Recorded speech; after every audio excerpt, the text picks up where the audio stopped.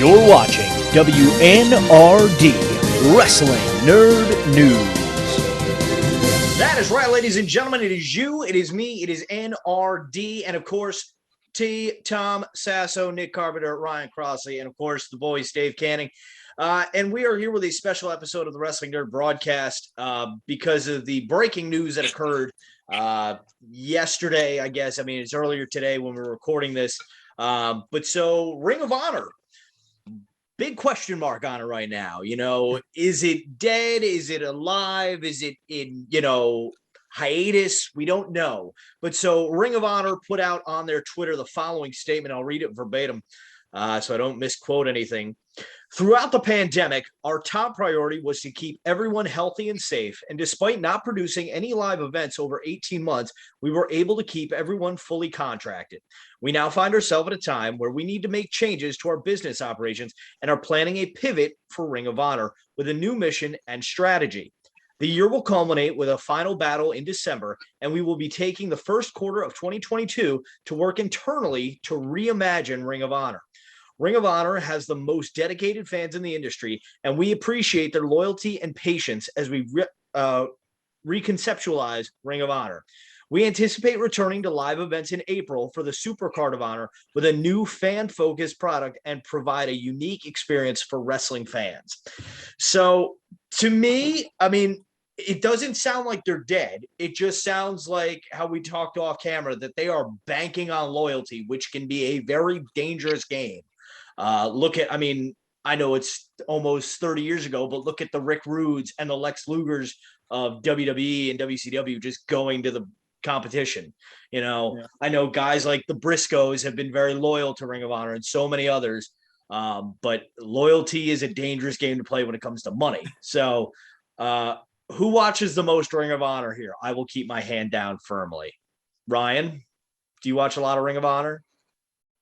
I did. I didn't come back wrestling until 2017, so I got to see the Bucks and all that awesomeness, and then they left. I toned it down. I think during the pandemic, I was a honor card or honor club member, $10 a month for their whole library, and they took that away during the pandemic. And I noticed just recently that they reinstated it. I was a little perturbed. I was getting charged $10 a month. I should check my statements closer. I was like, I didn't know they were charging again. So, but now I'm sad. I don't fault them. I'm sad they're. Yeah, I'll be honest. Like, I'd always heard of Ring of Honor, like prior to like when I first started to watch BTE, like 2017, maybe 2018. Like, I had heard of Ring of Honor. I never really watched it. And then they came on to one of the channels that had Impact at one point. Like, maybe they were on Pop TV or Discover, one of the 8 million channels they were on. But they were on like Tuesdays at 11 o'clock or something like that. So I tried to check it out. And I'm sorry, but in a society where everyone has great there's no bad wrestling on television right now. I think we can all safely agree. As much as wrestling fans will bicker that WWE's terrible and AEW's terrible, everyone has good in-ring wrestling product. There's no bad wrestling. It's how you tell a story. And to me, Ring of Honor just told no story, or not enough for the little bit that I watched. Tom, you looked like you were about to say something. Yeah, I was introduced to Ring of Honor like early on when I was getting back into wrestling, and a friend of mine was like, yeah, it's like wrestling. It's not the fluff. It's not the it's the workhorse. It's the workhorse brand. Yeah, and it's like it's honor, that was the big thing, that it's like it's wrestling at its purest, I guess. And I don't know, like I checked it out and I was like, okay, this is cool. I need stories. I need weird characters that aren't like natural. Like, I need something more. And, I found that, whatever. I think I got one of the Supercard of Honors where the Bucks were in like a ladder match, and it was insane. And like my experience with buying Ring of Honor pay-per-views it's been glitchy, and it never streamed well. And so like I'm bummed that like people are out of work. I'm sad for them. I wasn't a big Ring of Honor fan. Yeah, I mean, to me, I'll say this: when I went to was it 2019? I went to the G1 Supercard at Madison Square Garden, and I knew nothing. Like I barely watched New Japan. I knew who some of the characters were. Same thing with Ring of Honor. I went purely on the aspect of this is going to be an amazing wrestling show, and that crowd was just. It was literally electric. You could feel the energy in the atmosphere, but like I didn't know really any of the stories going on. So I was there on pure wrestling, and those, and obviously, a good surplus of who's who have gone through Ring of Honor. Bryan Danielson, Kevin Owens, Seth Rollins, Samoa Joe, CM Punk, Adam Cole, Cheeseburger. Cheeseburger. The crazy thing is Ring of Honor has been around forever.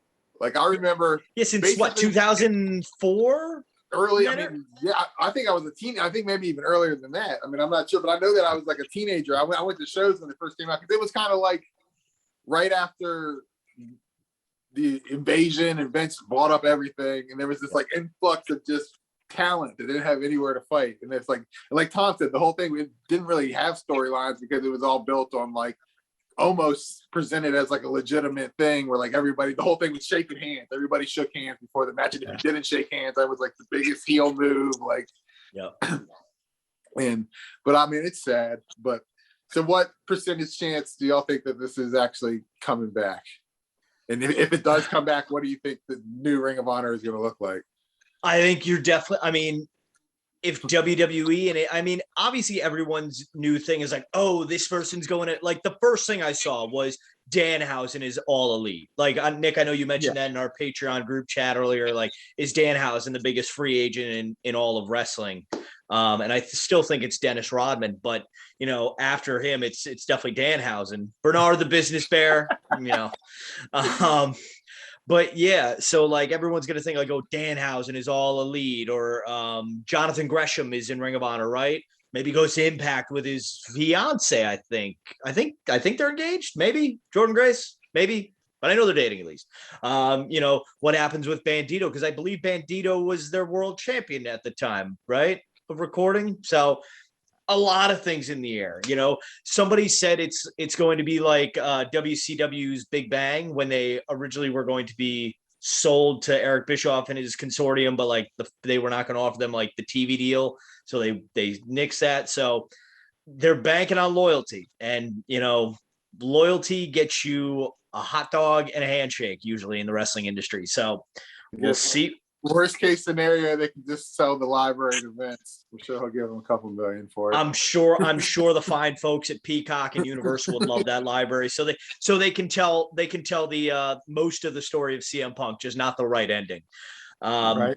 And then the other thing I wanted to touch on with this is something that Tom had mentioned, how a lot of people are online bashing Kenny and Cody and the Bucks for leaving Ring of Honor and that being the death nail.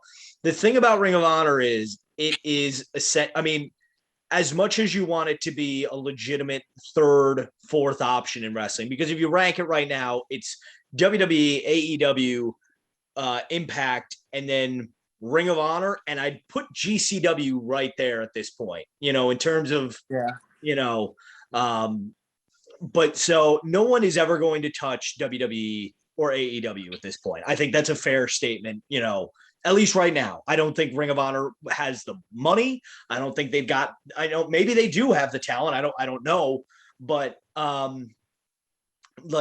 it's just I hope they can come back because, obviously the more wrestling companies there are, there's more jobs for wrestlers, and what's so bad about that? But like Ring of Honor is never going to be a number one or number two. They're going to be a feeder system. So you need to be able to prove that, okay, if Kenny and Cody and the Bucks leave, who's next man up? Who's the next woman up? And they've done just that. They've had great matches. They've had great shows. And it's like a minor league system in a way. You need to be able to build your undercard so they can be the top card eventually. Yeah. So, and I think that's going to happen. I definitely think some people will leave when their contracts are officially up. You'll see people like Danhausen, like the Briscoes, Jay Lethal, Cheeseburger, Bernard. They will get Flip Gordon, Dalton Castle. They'll get calls from AEWs and the WWEs and the Impacts of the world. You know, do they take them? Do they stay loyal to Ring of Honor? We'll see. I mean, time's only going to tell. They're going to have Final Battle in December. Then they take the first quarter of 2022 off, and, you know, big question marks abound. So let us know what you think of Ring of Honor in the comment section below. Let us know what you think of the future of Ring of Honor. Make sure you check us out on Facebook, facebook.com/WNRDB, Twitter @WNRDB. Make sure you like this video, share it with your friends, subscribe to the channel. Of course, check out all our great merchandise on ProWrestlingTees.com, ProWrestlingTees.com/The Wrestling Nerd Broadcast. And that is nerd spelled NRD. So on behalf of myself, the voice, Dave Canning, the founding father, Nick Carpenter, the Micro Brawler Scholar, Ryan Crossley, and of course, the handler of our commissioner, Mr. Tom Sasso. Don't forget to tell your mother you love her every day, because like Kevin Durant said, Mom, you're the real MVP. Good night, everyone, and God bless America.